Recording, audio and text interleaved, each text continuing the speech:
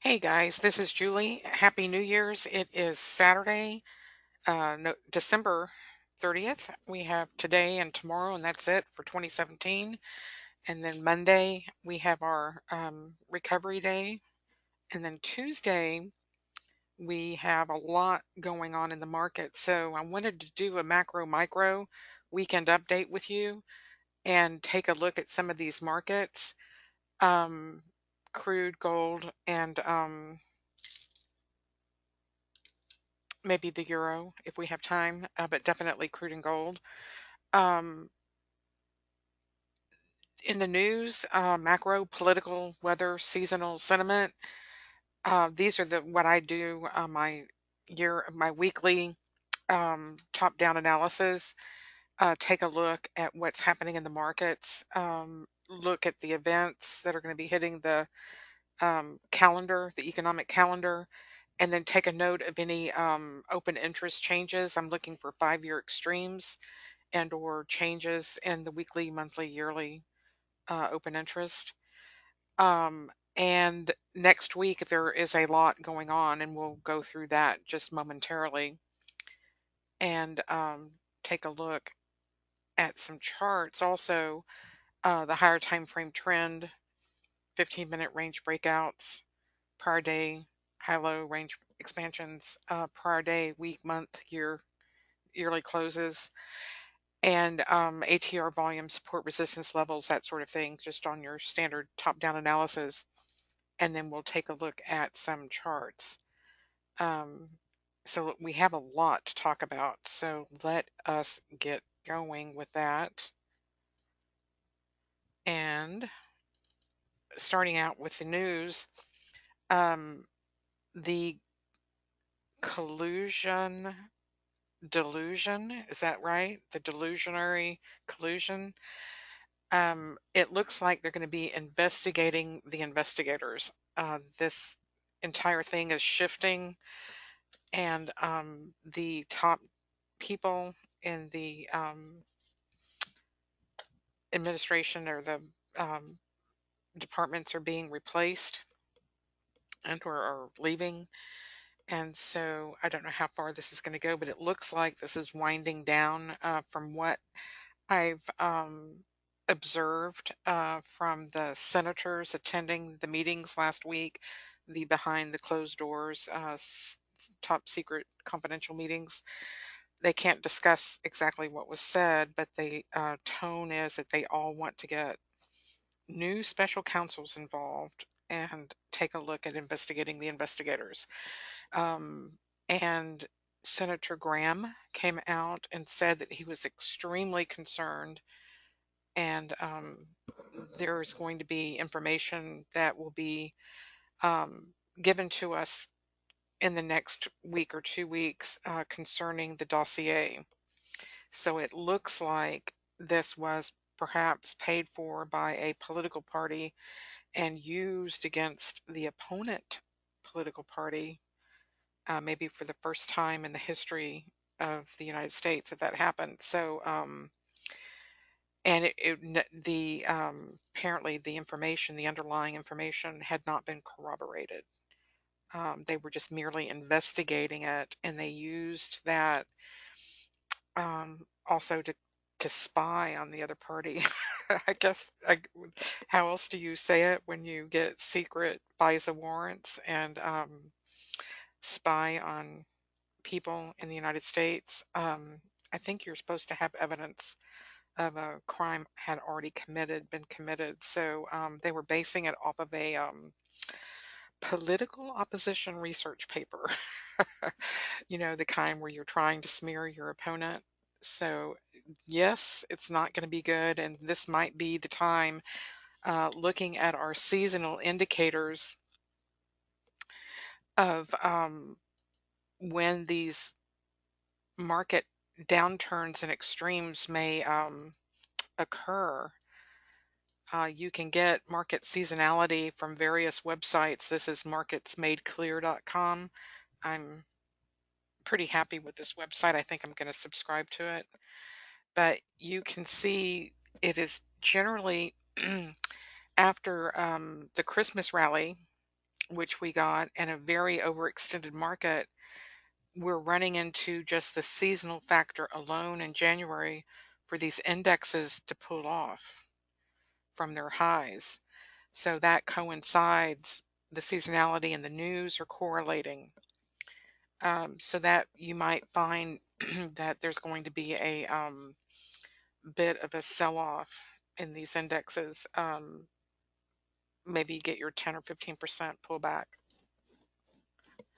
So I will be looking for that coming up, and then also watch the calendar, the economic calendar, to confirm any of this, and or like if there's going to be a news announcement, come out, like a special counsel's being appointed to investigate the investigators. I think that would trigger a bit of a pullback.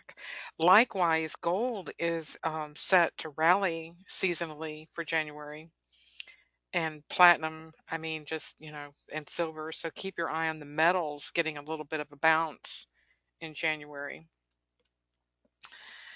And then crude oil is at an extreme. We'll be looking at that. And seasonally, it comes down in January. So, and then you buy at the end of January, early February. So you flip that position for 3 months. So we'll see if we can we'll look at the chart for crude oil also. So that's my politics news. Now, weather, as you know, we are in a deep freeze. So that I was looking at, nat gas. I don't know if there's any way we're going to get any rally at all. They have been selling it, and we're coming into a down seasonal pattern. There had been 6 pipelines come online in 2017, so that kept prices extremely depressed. And so even though there was a couple of days of a pop last week, I'm kind of looking to see. I'll keep my eye on my commitment of trader report. Um, Talking about that commitment of trader report, you want to look at that open interest to see if there's any change. We'll be coming back to the chart, I mean the calendar in just a little bit. But on that COT report, you want to see if there's any extremes, and that's where we are. We had a very strong bullish close, but it was extremely, you know, narrow range, relatively speaking, from this other bull bar. And we do have a gap here, sitting here, a weekly gap. So I've trying to draw my support resistance areas. I would think that this weekly bull bar close at 58.96 is going to be a level of resistance just sitting right there at 59. So if we do pull back below the weekly pivot high, 59.89. So if we cross below that, which I think we will, given that we're at these extremes, so that should be coming back down with that seasonal rotational pattern. So be looking on your market analyzer for a down pattern. The market is closed right now, so I won't have any percent change information.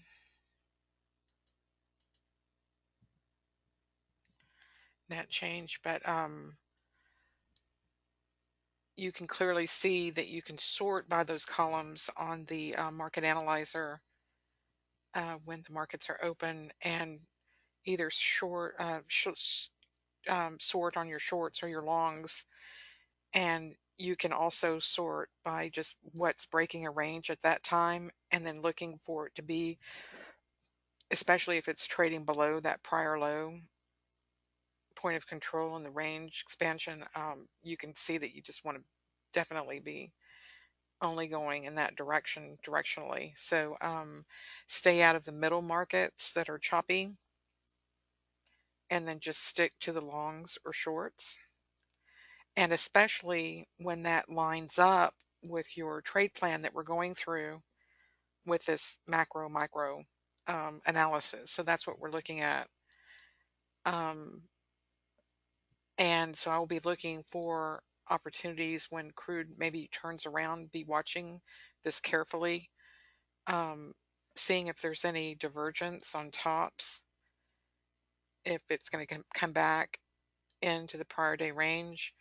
Otherwise, I'll be looking for this to flip around and look something like this when you want to trade. The ranges that way when they line up with your seasonal tendencies and higher time frame trend.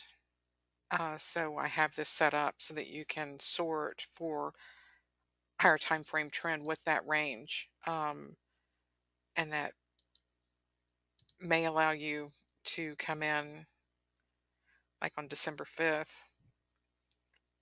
and come in on your smaller time frame chart, which I will show you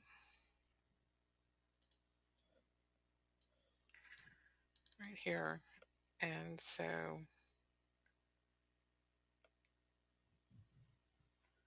I don't think I have that many days loaded on here, but when you get a pattern up or down, then you can come in on your lower time frame and take trades in that direction, or um,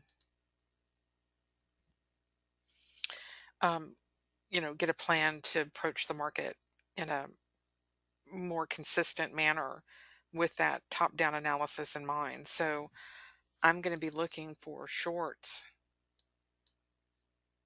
in crude to set up, and especially when I can get a first pullback from off of a short and come back. This support resistance line I've added to the chart has been very helpful. For instance, on if you are trying to go for a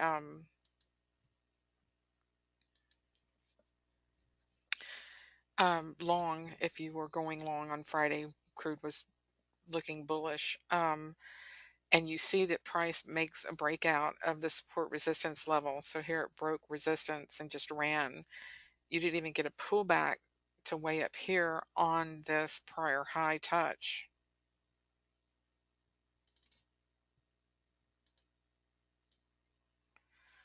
So there was your pullback, prior high, pullback to the mid band, and then it took off again. So this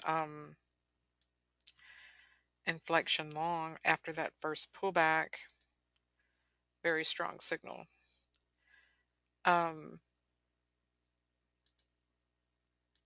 But definitely be in the flow to go in the direction that your higher time frame is showing you to go in on the market analyzer, as well as when that is in line, especially with the commitment of traders report or your news or your economic indicators. We didn't look at that. Let me pull up the calendar. And next week is going to be very, very, very busy. Starting out Sunday, we will not have the markets open. I guess it's Monday, excuse me. Um, but China comes out with its manufacturing PMI report, and anything negative of that is also likely to send the markets in a downturn temporarily. Also, Germany Euro manufacturing PMI, um, and British pound manufacturing PMI. So there's going to be some things to trade. Um, Tuesday morning, Globex looks like it's going to be good, and then we get our first day of the month manufacturing PMI also, um, which they're expecting a bullish number, 58. So we'll see if that can keep that expansion moving. Wednesday, ISM manufacturing, again, very leading indicator for those numbers. Thursday, you're going to have your morning pre-employment report, and then crude oil does come out Thursday instead of Wednesday because of the holiday. And then Friday, we have our non-farm payrolls, which will be a big number to trade.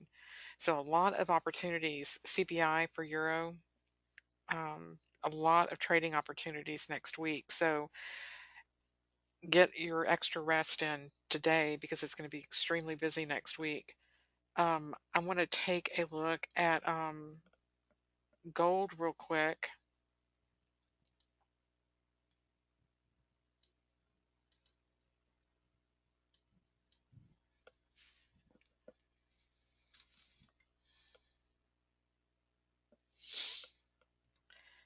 And you notice that there we're back in the middle of this chop suey, but yet it's trying to break out for a seasonal run.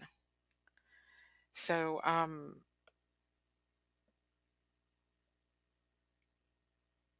be looking for opportunities if you can get them aligned with your higher time frame trend on the market analyzer to look for continuation upsides. Anytime you get an opportunity to put this together, that would be good for a lower time frame entry, and I will show you what that looks like.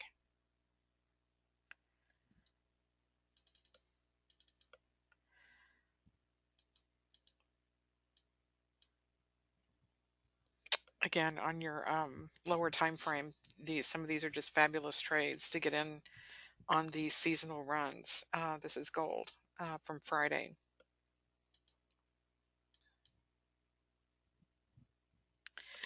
And I have my other new chart template that I like to use to give me a secondary look at these ranges.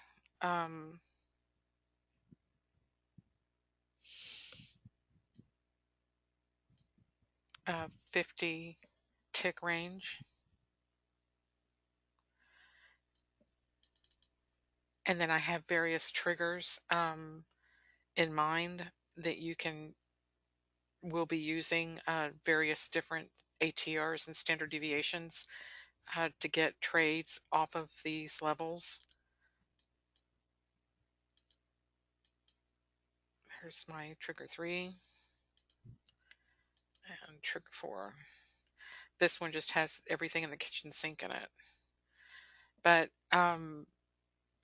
definitely it allows me to look inside the trend as it's moving directionally. It also gives me a target area to trade to. So I'm looking to try to pick up a trade at a good location.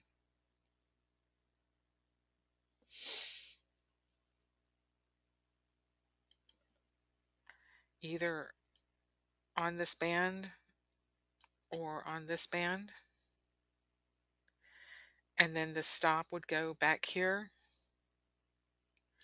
So you would need to take the difference between your stop and your entry level if it were on this band, for instance, um, and make a decision to either exit on your first band or your second band.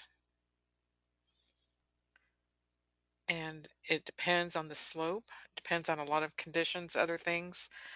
Um, the speed that it's just, if it's just going up like it was on Friday, one pullback, and then it just kept going up, didn't even really touch this yellow band. You can see that that was a very strong uptrend. So this top channel line is the one that I'd want to enter on, really, and just nail these all day long, and then stop right below. Um, but this has been a fun template to trade. but definitely using, just visualizations of what the market is doing on your 15-minute time frame, and taking the opportunity down to your lower time frame for the entries. Pretty standard. Okay. And then there was another market. Oh, the prior day, week, month, year close.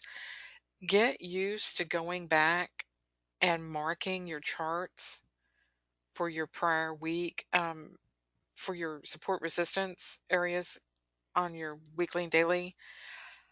Make note also of the yearly open for all of your markets, and just write that down somewhere, because that's going to be your benchmark of your current year to date net change. So be looking to try to get aligned as early as possible in a directional trade opportunity. So keep an eye on your commitment of trader open interest to see if we can time that with when the larger traders are entering into new positions or making a change. And then make sure you keep an indication of where your standard deviations are and when you're outside of the wrong side of that. So make sure you don't, get caught um, without closing a position out. Take your stops is what I'm trying to say. Take your stops, and anytime you see a bunch of wicks like this, just stay out of the market. Um, that you don't want to be trading. Just chop inside of the middle of a range. Um,